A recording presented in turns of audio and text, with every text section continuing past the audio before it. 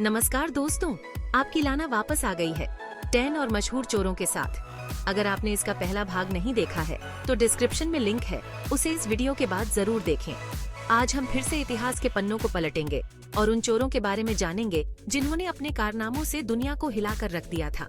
चोरी, डकैती और बेहद चालाकी से किए गए कारनामे, ये सब आपको इस वीडियो में देखने को मिलेंगे। क्या आप जानते हैं कि कैसे एक आम इंसान चोर बन जाता है और कैसे वो अपने कारनामों से मशहूर हो जाता है? तो फिर देर किस बात की, वीडियो को आखिर तक देखें और अपने दोस्तों के साथ जरूर शेयर करें। हमारी लिस्ट में सबसे पहला नाम है एन बोनी का, एक ऐसी महिला जिसने 18वीं शताब्दी में पुरुषों के वर्चस्व वाली समुद्री डाकू की दुनिया में अपनी पहचान बनाई। 1697 में आयरलैंड में जन्मी एन का बचपन बिल्कुल अलग था। उनके पिता एक वकील थे और माँ एक अमीर परिवार से ताल्लुक रखती थी, लेकिन एन को ये सब पसंद नहीं था। बचपन से ही मुझे एडवेंचर का शौक था। छोटी उम्र में ही घोड़े की सवारी और तलवारबाजी सीख गई थी। एक दिन मेरी मुलाकात एक छोटे मोटे समुद्री डाकू जेम्स बॉनी से हुई और मैं उनके प्यार में पागल हो गई। जेम्स के साथ मैंने अपना घर बार छोड़ दिया और समुद्र की सैर पर निकल पड़ी। एन ने मर्दों के कपड़े पहने और एक समुद्री डाकू की तरह रहना शुरू कर दिया। एन की कहानी साहस और रोमांच से भरी हुई है। अब बात करते हैं एक ऐसे शख्स की जिसे हीरे जवाहरात से बेहद लगाव था, बिल मेसन। 1940 में जन्मा मैं एक अमेरिकन चोर था जिसने अपने जीवन में कई बेशकीमती हीरे और जवाहरात चोरी किए। बचपन से ही मेरा मन पढ़ाई में नहीं लगता था। मुझे नई नई चीजें सीखने और घूमने फिरने का बहुत शौक था। एक दिन उनकी मुलाकात कुछ छोटे मोटे चोरों से हुई और वो भी उनके साथ ही चोरी करने लगे। धीरे धीरे बिल को इस काम में मजा आने लगा और वो इसमें माहिर होते गए। बड़े होकर बिल ने अपना ध्यान हीरे और जवाहरात चोरी करने पर लगा दिया। मेरा मानना था कि हीरे चोरी करना एक कला है और इसके लिए बहुत ज्यादा दिमाग और चालाकी की जरूरत होती है। बिल अपनी चोरी के बाद हीरे और जवाहरात को अंतरराष्ट्रीय बाजार में बेच देते थे, जहां से उन्हें करोड़ों रुपए मिलते थे। अब मिलिए एक ऐसी महिला से जिन्होंने अपनी खूबसूरती और तेज दिमाग से सबको अपना गुलाम बना लिया, बेल स्टार। 1848 में अमेरिका के मिसूरी में जन्मी बेल को queen of the Oklahoma outlaws और बैंडिट क्वीन के नाम से जाना जाता था। बेल का जीवन शुरू से ही मुश्किलों से भरा रहा। उनके परिवार वाले बहुत गरीब थे और उन्हें छोटी उम्र में ही काम करना पड़ता था। एक बार उनके परिवार पर कुछ लोगों ने हमला कर दिया, जिसमें उनके भाई की मौत हो गई। इस घटना ने बेल को अंदर से तोड़ दिया और उन्होंने बदला लेने की कसम खा ली। बेल ने अपनी जिंदगी में कई डाकुओं और अपराधियों से प्यार किया और उनके साथ मिलकर लूटपाट करना शुरू कर दिया। बेल घोड़े की सवारी और बंदूक चलाने में माहिर थी। वो अपनी टोली के साथ बैंकों, दुकानों और ट्रेनों को लूटा करती थी। बेल की कहानी एक ऐसी महिला की कहानी है जो अपनी शर्तों पर जिंदगी जीना चाहती थी, चाहे उसके लिए उसे कुछ भी क्यों न करना पड़े। अब बात करते हैं एक ऐसे जोड़े की जिनके प्यार और अपराध की दास्तां आज भी लोगों की जुबान पर है, बॉनी और क्लाइड। 1930 के दशक में अमेरिका में महामंदी का दौर था। लोग बेरोजगारी और गरीबी से जूझ रहे थे। ऐसे में बॉनी और क्लाइड ने अपराध की दुनिया में कदम रखा और देखते ही देखते वो अमेरिका के सबसे बड़े अपराधी बन गए। बॉनी का जन्म 1910 में और क्लाइड का जन्म 1909 में हुआ था। दोनों की मुलाकात एक दोस्त के जरिए हुई और वो एक दूसरे को दिल दे बैठे।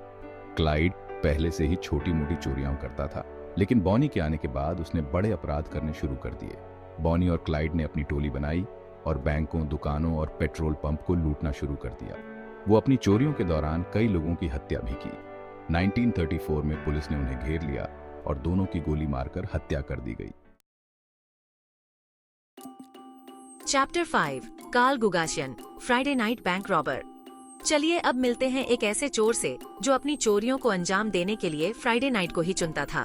कार्ल गुगाशियन 1947 में जन्मे। कार्ल को फ्राइडे नाइट बैंक रॉबर के नाम से जाना जाता था। कार्ल एक शांत और सामान्य जिंदगी जीने वाला व्यक्ति था। कोई सोच भी नहीं सकता था कि वो एक बैंक लुटेरा भी हो सकता है। कार्ल ने अपनी पढ़ाई पूरी करने के बाद अमेरिकन सेना ज्वाइन कर ली और वियतनाम युद्ध में भी हिस्सा लिया। सेना से रिटायरमेंट लेने के बाद वो एक सामान्य नागरिक की तरह रहने लगा, लेकिन उसके अंदर का चोर शांत नहीं रहा और उसने बैंकों को लूटना शुरू कर दिया। कार्ल अपनी चोरियों को अंजाम देने के लिए शुक्रवार की रात को ही चुनता था, क्योंकि उसे पता था कि इस दिन बैंक में ज्यादा कैश होता है और पुलिस भी ज्यादा एक्टिव नहीं रहती।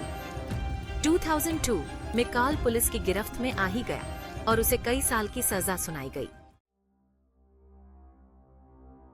चैप्टर 6, चार्ल्स पीस, चालाक चोर या खूंखार हत्यारा। 19वीं सदी के इंग्लैंड में एक ऐसा चोर था जिसने अपने कारनामों से सबको हैरान कर दिया था, चार्ल्स पीस। 1832 में जन्मे चार्ल्स एक चालाक चोर होने के साथ साथ एक खूंखार हत्यारा भी था। बचपन से ही चार्ल्स का मन पढ़ाई में नहीं लगता था और वो छोटी मोटी चोरियां करने लगा। बड़े होकर चार्ल्स ने चोरी को ही अपना पेशा बना लिया और देखते ही देखते वो इंग्लैंड के सबसे बड़े चोरों में से एक बन गया। चार्ल्स अपनी चोरियों को अंजाम देने के लिए अलग अलग तरह के प्लान बनाता था। कभी वो किसी अमीर शख्स के घर में नौकर बनकर घुस जाता, तो कभी किसी दुकान में ग्राहक बनकर 1879 में उसे फांसी दे दी गई। चलिए अब मिलते हैं एक ऐसे चोर से जो अपनी चोरियों को अंजाम देने के लिए कभी जूते नहीं पहनता था, कोल्टन हैरिस मोर। 1991 में जन्मे कोल्टन को बेयरफुट बैंडिट के नाम से जाना जाता था। कोल्टन का बचपन बहुत ही खराब रहा। उनके माता पिता नशेड़ी थे और उन्होंने कभी कोल्टन का ख्याल नहीं रखा। छोटी उम्र में ही कोल्टन अपराध की दुनिया में चला गया और छोटी मोटी चोरियां करने लगा। बाद में उसने घरों, दुकानों और यहाँ तक कि हवाई जहाज चोरी करना भी शुरू कर दिया। कोल्टन की खास बात यह थी कि वो अपनी चोरियों को अंजाम देने के लिए कभी जूते नहीं पहनता था। वो हमेशा नंगे पैर ही रहता था, जिसकी वजह से उसे बेयरफुट बैंडिट कहा जाने लगा। 2010 में कोल्टन पुलिस की गिरफ्त में आ गया और उसे कई साल की सजा सुनाई गई। अब बात करते हैं एक ऐसे शख्स की जिसने 20 महीनों में 40 से ज्यादा बैंकों को लूटा, डेविड ब्रैंकल। डेविड को इंटरस्टेट बैंक मार्ट बैंडिट के नाम से जाना जाता था। डेविड को बचपन से ही जुआ खेलने की लत थी और वो इस चक्कर में बहुत ज्यादा कर्ज में डूब गया था। अपना कर्ज चुकाने के लिए डेविड ने बैंकों को लूटना शुरू कर दिया। डेविड अपनी चोरियों को अंजाम देने के लिए हमेशा एक ही तरीका अपनाता था। वो बैंक में घुसता और कैशियर को एक नोट थमाता जिस पर लिखा होता था, मुझे सारे पैसे दे दो वरना मैं तुम्हें गोली मार दूंगा।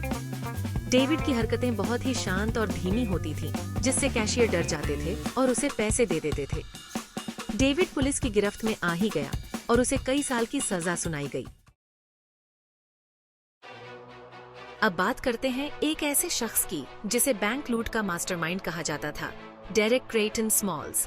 1935 में जन्मे डेरेक को बर्टी स्मॉल्स के नाम से भी जाना जाता था। डेरेक एक तेज दिमाग और चालाक इंसान था जो हमेशा पैसे कमाने के नए नए तरीके सोचता रहता था। एक दिन उसके दिमाग में बैंक लूटने का ख्याल आया और उसने अपनी टोली बनाकर इस काम को अंजाम देना शुरू कर दिया। डेरेक अपनी चोरियों को अंजाम देने के लिए हमेशा एक योजना बनाता था और अपनी टोली को अच्छी तरह ट्रेनिंग देता था। वो हमेशा अपनी पहचान छुपाने के लिए नकाब पहनता था और अपने साथियों को भी ऐसा ही करने को कहता था। डेरेक की टोली ने कई बैंकों को लूटा और करोड़ों रुपए लूट लिए। उनकी चोरियां इतनी सफाई से होती थीं कि पुलिस को उनकी कोई सूचना नहीं मिल पाती थी। डेरेक की मौत हॉस्पिटल में ही हो गई और उसके साथ ही उसके सारे रहस्य भी दफन हो गए। डेरेक की कहानी हमें ये सिखाती है कि अपराध की दुनिया में कभी भी शांति नहीं मिलती। और अब मिलिए एक ऐसी टोली से जिन्होंने 1960 और 1970 के दशक में अमीरों को अपना शिकार बनाया, डिनर सेट गैंग। इस टोली को द फैट कैट बर्गलर्स के नाम से भी जाना जाता था। इस टोली में कई चोर शामिल थे जो अमीर लोगों के घरों को लूटते थे। ये टोली अपनी चोरियों को अंजाम देने के लिए एक अलग ही तरीका अपनाती थी। ये लोग पहले किसी अमीर शख्स के घर में होने वाली पार्टी में शामिल होते थे और उनके घर की जानकारी हासिल करते थे। फिर जब वो शख्स पार्टी में व्यस्त होता तो ये लोग उसके घर में घुस जाते थे और उसका कीमती सामान चोरी कर लेते थे। इस टोली को डिनर सेट गैंग इसलिए कहा जाता था क्योंकि ये लोग